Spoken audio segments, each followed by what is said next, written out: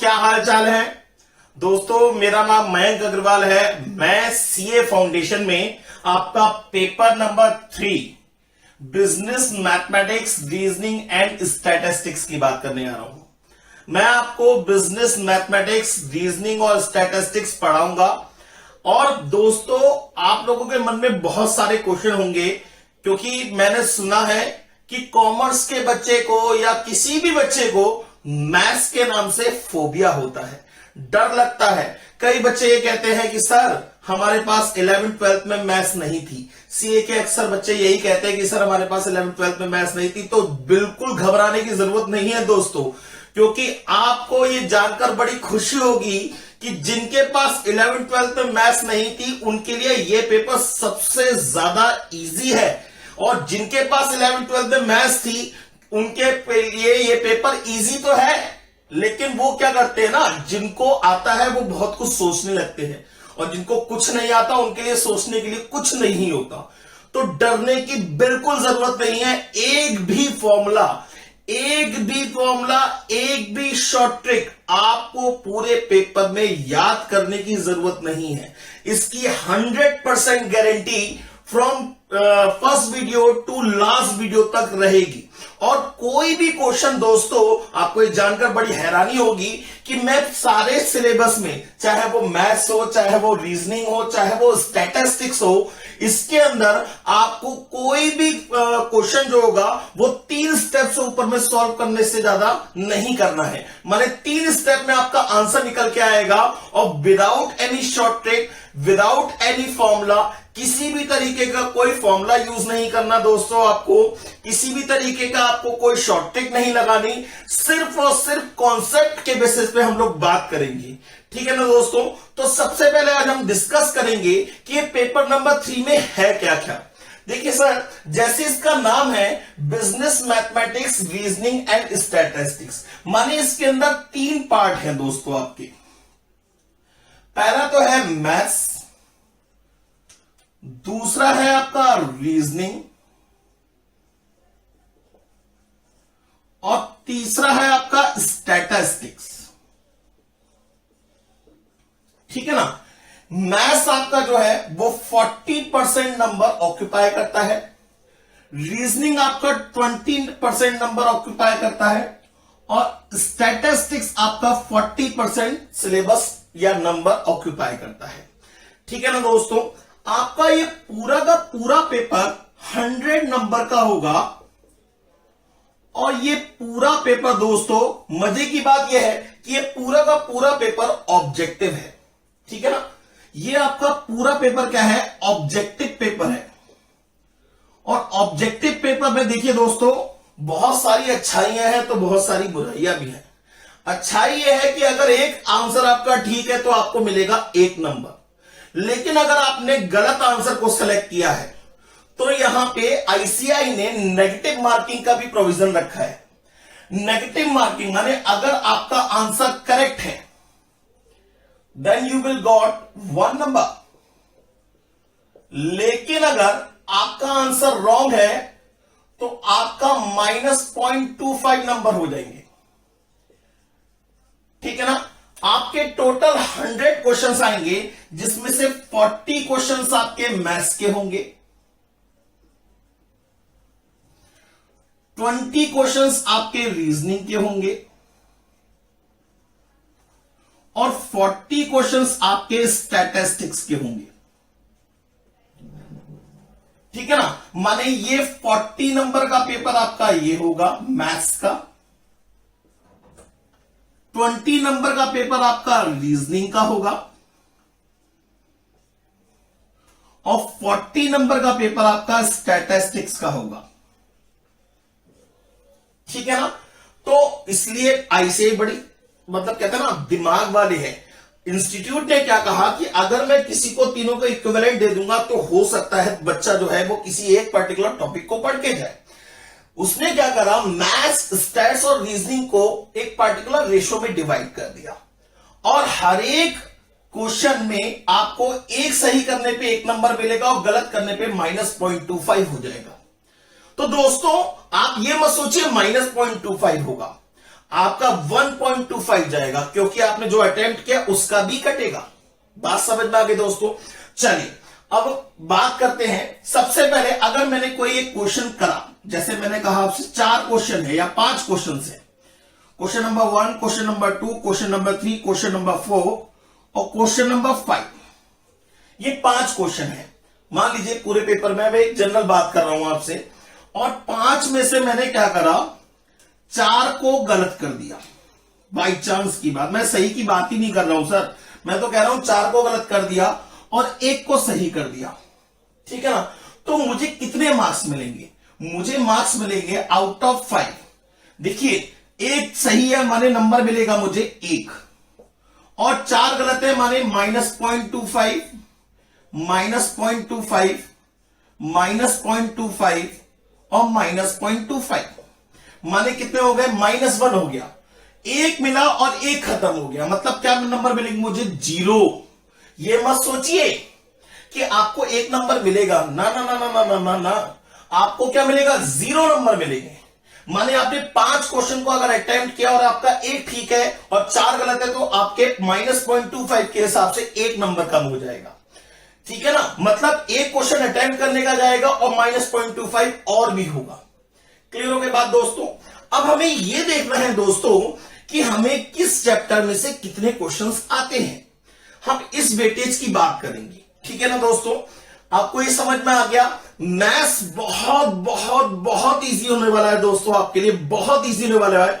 आप ये सोच भी नहीं सकते, आपका पूरी जिंदगी के मैथ्स का डर बिल्कुल निकल जाएगा। आपको एक भी फॉर्मूला, एक भी शॉर्ट ट्रिक याद करने की जरूरत नहीं है दोस्तों, एक भी फॉर्मूला। मैं फिर कह रहा हूं, आपको ना ही कोई फॉर्मूला याद करना है, ना ही कोई शॉर्ट ट्रिक याद करनी है। और मजे की बात ये देखिए कि आपके हर क्वेश्चन का आंसर 3 स्टेप में निकल के आएगा। 3, सिर्फ 3 से चौथा स्टेप कभी भी नहीं होगा, चाहे वो पूरी मैथ्स की बात हो, चाहे वो पूरी रीजनिंग की बात हो, चाहे वो पूरी स्टैटिस्टिक्स की बात हो दोस्तों।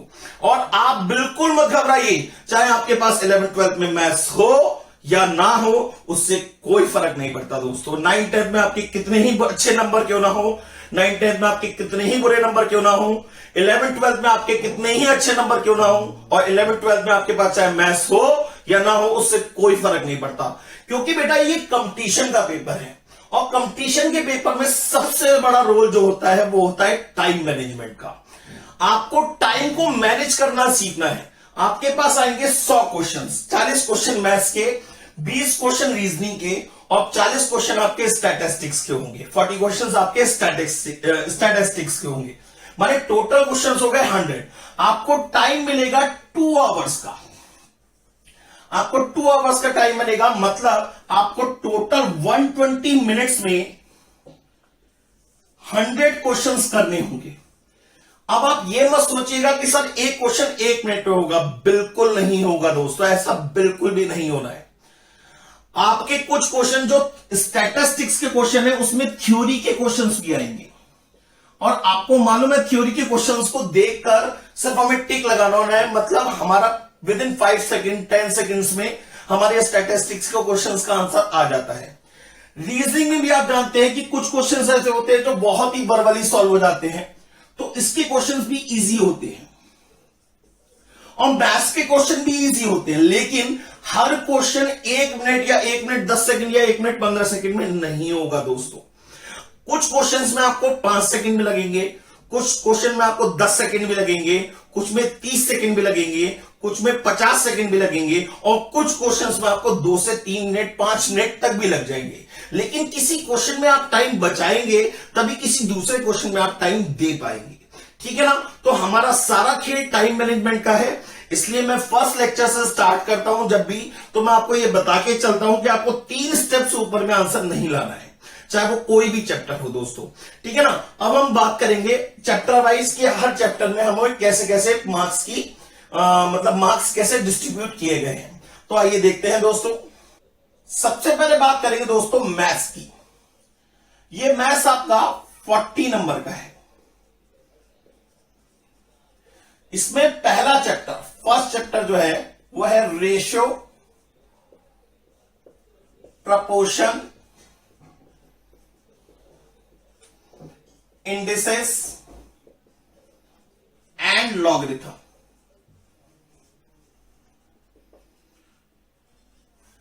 अब इसमें से कितने क्वेश्चंस आएंगे दोस्तों? चैप्टर फर्स्ट में से आपको रेशियो एंड प्रपोर्शन के यहां पे 2 क्वेश्चंस मिलेंगे। इंडिसेस के आपको कम से कम 2 से 3 क्वेश्चन मिलेंगे, 2 क्वेश्चंस मिलेंगे। और लॉग के भी आपको 2 से 3 क्वेश्चन मिलेंगे। माने इस पूरे चैप्टर में से 2 और 2 4 और 3 7 क्वेश्चंस आपको पेपर के अंदर मिलेंगे। हालांकि आपको लगता होगा कि सर ये 7 क्वेश्चन तो बहुत ज्यादा हो गए। ना ना ना ना ना ना, ये क्वेश्चन बेटा एक बार बता दूं आपको कि पेपर जो बनता है ना, उसमें पहला क्वेश्चन अगर रेशियो का होगा तो दूसरा क्वेश्चन आपका स्टैटिस्टिक्स के किसी चैप्टर का होगा, कोरिलेशन का। तीसरा क्वेश्चन आपका रीजनिंग का होगा। तो वो एक आइडिया नहीं पता लग पाता। ठीक है। अच्छा, दूसरा चैप्टर है आपका, सेकंड चैप्टर है equation and matrix and determinant. 3 topic को मिला के इन्होंने टॉपिक बनाया है। ठीक है ना। इक्वेशन में भी 3 टाइप है आपके, लीनियर, क्वाड्रेटिक एंड क्यूबिक, तीनों है। तो इसमें से कितने क्वेश्चंस आएंगे? इक्वेशन में से आपको 2 क्वेश्चन मिलेंगे, मैट्रिक्स में से आपको 2, मैट्रिक्स और डिटर्मिनेंट में टोटल मिला के 2 से 3 क्वेश्चंस मिलेंगे। तो टोटल इस चैप्टर में से आएंगे आपके 5 क्वेश्चंस। ठीक है ना। तो फर्स्ट चैप्टर में से हो गए 7 क्वेश्चन अप्रोक्सीमेट में, सेकंड चैप्टर में से हो गए आपके 5 क्वेश्चंस। थर्ड चैप्टर की बात करें दोस्तों तो इनइक्वालिटी,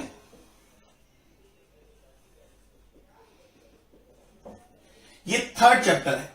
इसमें से आपको 2 से 3 क्वेश्चंस मिलेंगे। ठीक है दोस्तों। इसके बाद है fourth chapter and it is a very very very important chapter. इसका नाम है time value of money.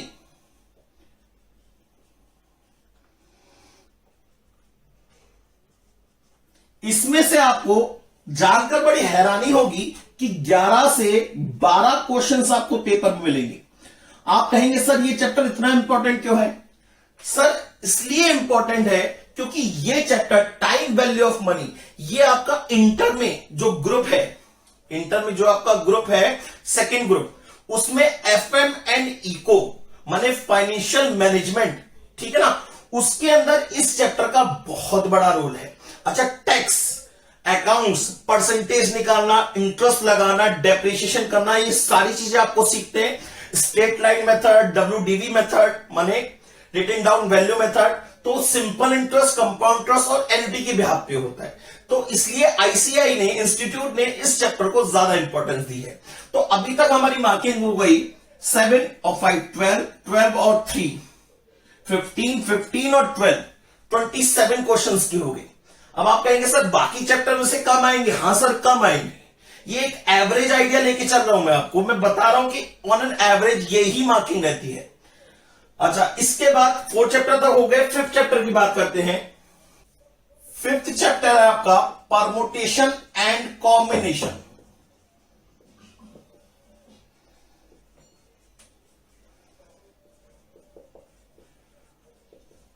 Permutation and combination में से दोस्तों आपको 3 से 4 क्वेश्चन ही मिल पाएंगे,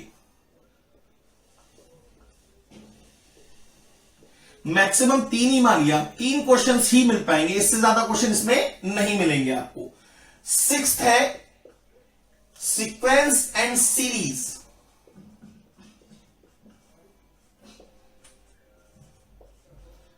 सीक्वेंस एंड सीरीज में से भी आपको 3 से 4 क्वेश्चन, 4 क्वेश्चन मान के चल लीजिए, क्योंकि 2 क्वेश्चन आपके, एक क्वेश्चन आएगा आपका 1 से 2 क्वेश्चन एपी के, एक क्वेश्चन आपका जीपी का रहेगा और 2 क्वेश्चन आपके मिसलेनियस सीरीज के रहेंगे। 7th चैप्टर है आपका सेट्स, रिलेशंस एंड फंक्शन। इसमें से भी दोस्तों आपको 3 से 4 क्वेश्चन ही मिल पाएंगे। ठीक है ना। अच्छा, इसके बाद 8th चैप्टर है आपका कैलकुलस। कैलकुलस का पार्ट है आपका।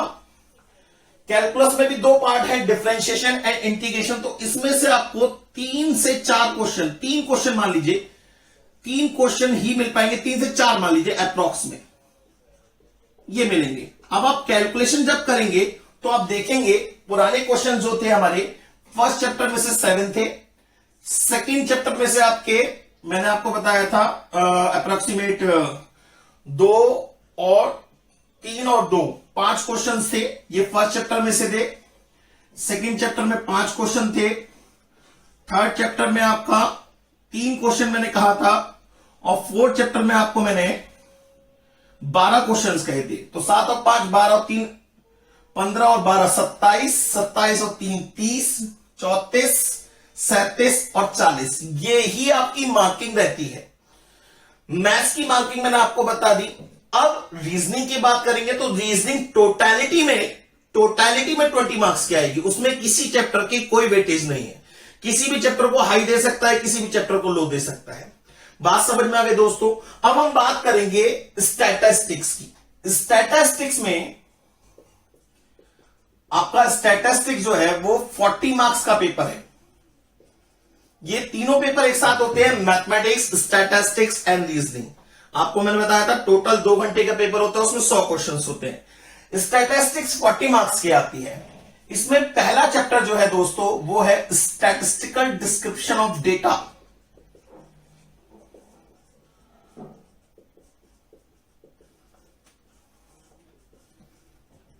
इसमें से आपको 2 से 3 क्वेश्चन पेपर में मिलेंगे, वो भी थ्योरी के।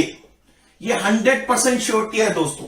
ये आपको थ्योरी के क्वेश्चन ही मिलेंगे इसमें से, क्योंकि ये चैप्टर थ्योरी बेस्ड चैप्टर है और इसमें से 2 से 3 क्वेश्चन पेपर में आते ही आते हैं दोस्तों। आप टेंशन मत लीजिएगा, आपको एक भी थ्योरी का वर्ड याद करने की जरूरत नहीं है। इस बात की मैं 100% गारंटी देता हूं। स्टैटिस्टिक में एक सिंगल वर्ड आपको थ्योरी का याद करने की जरूरत नहीं है। 100% श्योरिटी है इस चीज की, ठीक है ना। मैथमेटिक्स में आपको एक भी फॉर्मूला, स्टैटिस्टिक्स में एक भी फॉर्मूला, कोई शॉर्ट ट्रिक याद करने की बिल्कुल जरूरत नहीं है। बिल्कुल डर निकाल दीजिए अपने मन से, ठीक है ना। लोग कहते हैं ना मैथ्स एक फोबिया है, फोबिया बिल्कुल नहीं है। अगर आपका कॉन्सेप्ट क्लियर है, अगर आपका बेसिक क्लियर है, तो आपको डरने की कोई जरूरत नहीं है दोस्तों, ठीक है ना। तो पहला चैप्टर हो गया स्टैटिस्टिकल डिस्क्रिप्शन ऑफ डेटा। इसमें से 2 से 3 क्वेश्चन पेपर में आते हैं। इसके बाद इसका सेकंड चैप्टर है मेजर्स ऑफ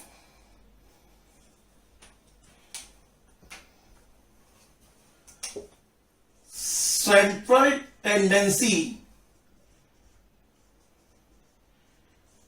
एंड डिस्पर्जन।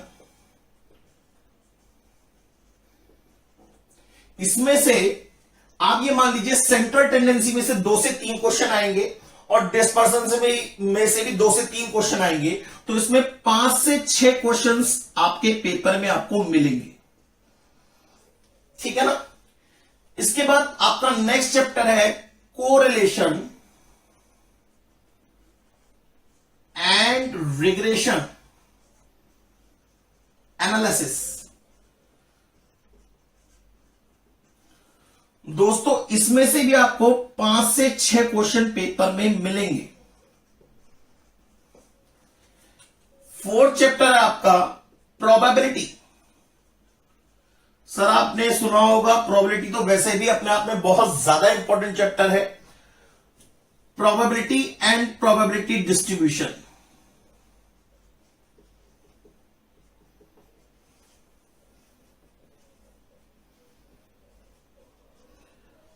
और इसमें से दोस्तों आपको करीबन 6 से 7 क्वेश्चन पेपर में मिलेंगे। इसके बाद है आपका नेक्स्ट थ्योरेटिकल डिस्ट्रीब्यूशन।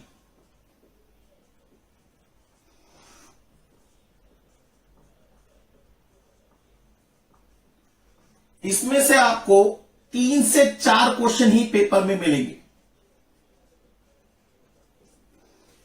इसके बाद आपका है इंडेक्स नंबर।